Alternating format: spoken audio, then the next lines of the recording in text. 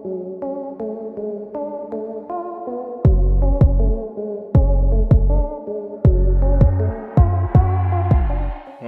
seputar sport 2 tak jadul, tentunya kita tak boleh melupakan Suzuki RGR Series.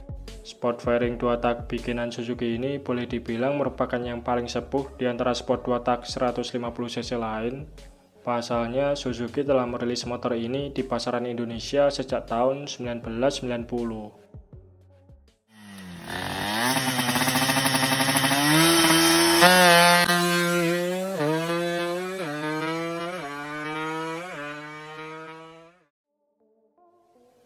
Kala itu, Suzuki RGR ini hadir sebagai sport 2 tak yang dibekali mesin berkubikasi 150cc, di mana ini merupakan sebuah gebrakan baru, karena saat itu belum ada pabrikan lain yang menjual motor dengan spesifikasi serupa seperti RGR ini.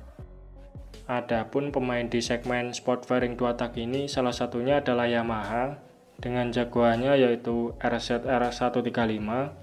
Namun RZR ini hanya dibekali mesin 135cc, berikut suspensi belakangnya masih memakai tipe double shock.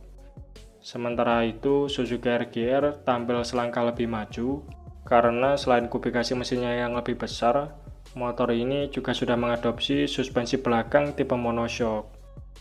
Oleh sebab itu Suzuki cukup jumawa dalam mempromosikan motor ini, dengan tagline sebagai sang master tanpa tandingan.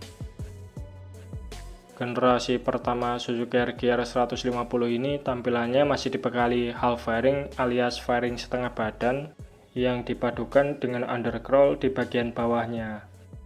Generasi pertama ini familiar dijuluki sebagai RGR Sprinter karena bentuk stop lampnya yang mirip seperti stop lamp Suzuki RC Sprinter.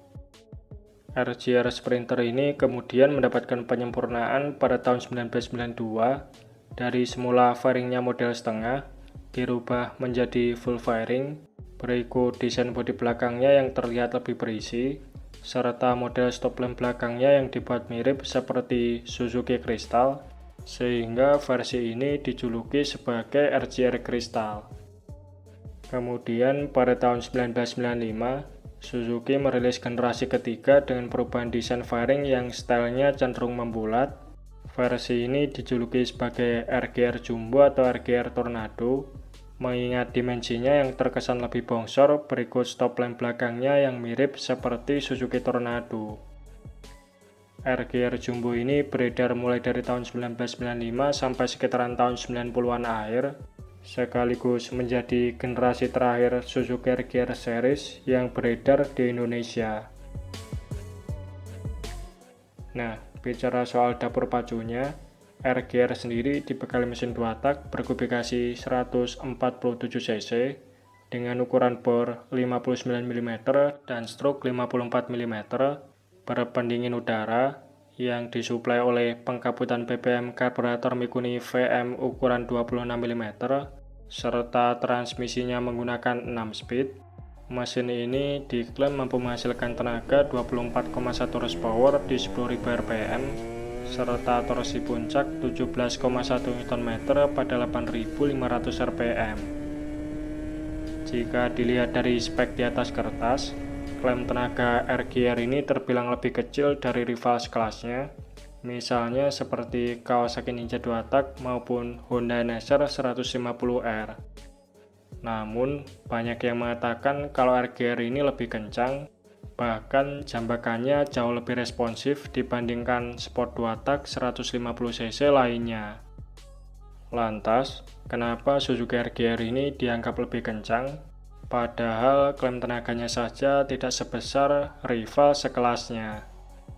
Nah, meskipun spesifikasi RGR tidak semewah kompetitornya dan teknologinya pun juga agak tertinggal, namun RGR ini mempunyai beberapa kelebihan, yaitu segi bobotnya yang diklaim hanya 100 kg saja, alias lebih ringan 15 kg dari NSR 150, serta lebih ringan 24,5 kg dari Ninja 2 tak. Bobot ringan tersebut diperoleh dari penggunaan komponen parts yang sederhana, misalnya sektor permesinannya yang hanya memakai pendingin udara, atau tidak memerlukan part tambahan seperti radiator maupun water pump yang membuat bobotnya menjadi lebih berat. Lalu desain konstruksi rangkanya yang menggunakan susunan besi dengan dimensi yang kecil, serta penggunaan velg jari-jari yang tentunya juga membuat bobotnya menjadi lebih ringan. Ya, meskipun sempat ditawarkan pula versi opsional dengan velg case wheel palang 3, namun hal ini tidak berpengaruh signifikan pada bobotnya.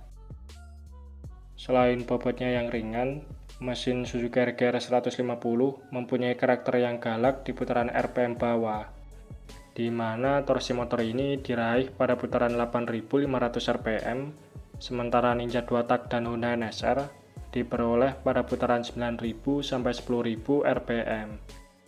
Hal ini tak lepas dari penyematan teknologi Suzuki Super Scavenging System yang berperan memberikan asupan udara tambahan ke ruang bakar. Alhasil, kombinasi bobot ringan serta karakter mesin yang galak di putaran RPM bawah ini membuat akselerasi RGR terasa lebih responsif. Jadi, dengan adanya beberapa kelebihan tersebut, nggak heran banyak yang mengatakan kalau RGR ini lebih kencang dari kompetitor sekelasnya.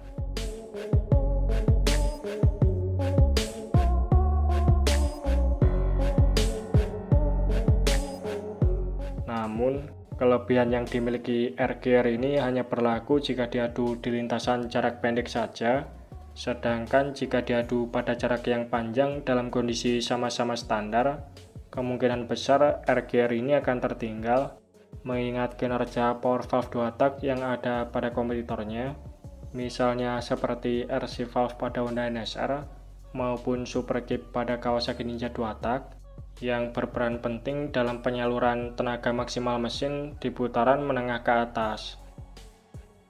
Sebenarnya, Suzuki juga mempunyai mekanisme power valve 2 tak serupa yang dinamakan sebagai AETC atau Automatic Exhaust Timing Control System, yang mana teknologi ini disematkan pada RG 150 Gamma yang tak lain adalah penerus langsung dari RGR 150.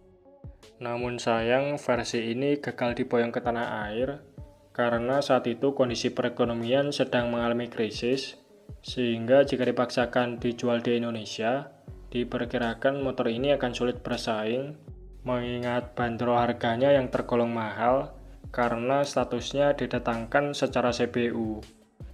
Namun meskipun demikian, di masa kejayaannya selain menjadi motor yang cukup didolakan oleh anak muda, Suzuki RGR ini juga menjadi motor favorit untuk dijadikan sebagai motor balap, baik itu balap road race, drag race maupun balap liaran. Akan tetapi setelah tahun 2000-an, pamor motor ini semakin meredup seiring berkembangnya usia dan mungkin ketersediaan spare part-nya yang juga semakin berkurang akibat sudah stop produksi, menjadi salah satu alasan kenapa motor ini tidak dipakai untuk balapan lagi.